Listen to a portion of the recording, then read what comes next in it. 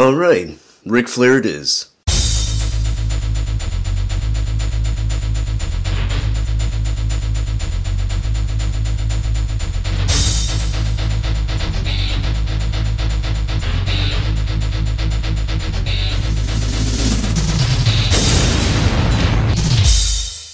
Hey guys, Metal Driver here, back with another WWE Elite review. Today I'll be looking at Series 92, Ric Flair. On the side you see an image of Flair. Then on the back you see another image, a brief bio, career highlights, a description of this figure, and the rest of the figures that are in this wave. Alright, so it's really cool to finally have an elite version of WCW Ric Flair. So without further ado, let's go ahead and open this up and take a closer look at Ric Flair.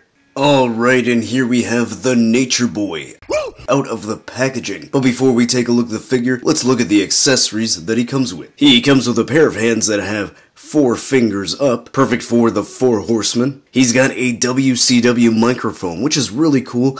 I like accessories like this. The little extra details always make them nice. This is perfect for toy photography, or if you're into pic feds. Now, I do find it funny that on the side, it's got the modern WWE logo on the side of the microphone, which, I mean, it's not accurate, but obviously it's a cost-saving measure, but it's still funny. The WCW logo is painted very well on both sides, although one side looks like it's more predominantly blue and the other one has a little bit of that yellow outline. And then the other accessory is the 4 Horsemen t-shirt with the WCW logo. The printing looks pretty good. I mean, it's not really clear, it's a bit fuzzy looking, but it's not too bad. I do like this. This is a first in the Mattel line. I'm not sure if we got this with the Jax line. If so, let me know in the comments, but I do like this shirt. Nice material.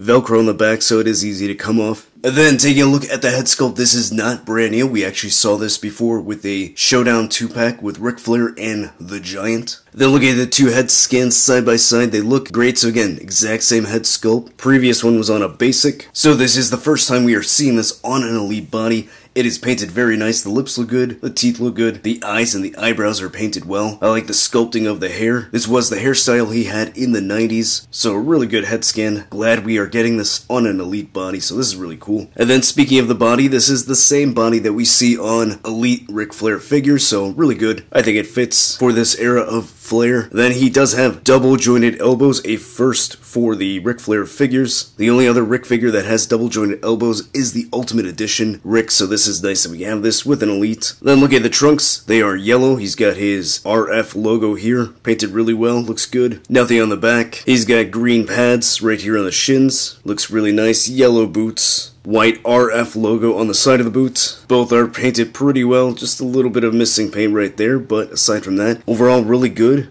And then he does have taped up fingers, painted well, looks good on that hand, and it looks good on this one as well. Going over the articulation, the head is on a ball joint. It can look that high up, that far down, can turn side to side and tilt very well. Shoulder goes that high up, rotates all the way around. There is a bicep swivel. He has double jointed elbows, great range there. Swivel and hinge at the wrist. He crunches that far forward, goes that far back. Waist swivel, ball joints at the hips, legs go very far out.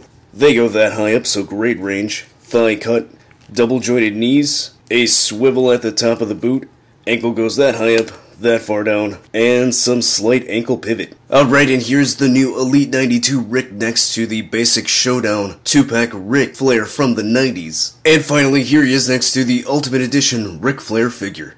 Alright, so what are my final thoughts on the new Elite 92 Ric Flair figure? I really like it. I love the head scan even though it's not brand new. I think this is a great one. It perfectly captures the 90s look for Flair. I like the accessories. I love that t-shirt that he comes with. And if I'm going to be honest, I am a sucker for 90s wrestling, whether it be WCW or WWF. That was the time period that I got into wrestling. So whenever we get a wrestler from that era, I get excited and I immediately want to pick that up. And I think this is a great figure. He's got double jointed elbows, got a nice color scheme, the paint came out very well. So I think this is a solid figure and a great one to add to your collection. So if you haven't done so already, go ahead and like this video and subscribe. If you want a chance to get a shout out in the next video, leave a comment down below. Just like Ali J posted about how Target exclusives suck for people outside the US. And yeah, they're absolutely right. I mean, as a US citizen, it sucks to have store exclusives. I'm not really a big fan of them just because it's a crapshoot on whether or not your area has those figures in that store or not. And I can only imagine that it's absolutely worse for international fans. So me personally, I would love it if companies moved away from store exclusives, or if they did, then somehow they find a way to distribute those figures internationally. Don't forget to follow me on social media so you can be up to date with all my wrestling figure photography, and I'll see you next time.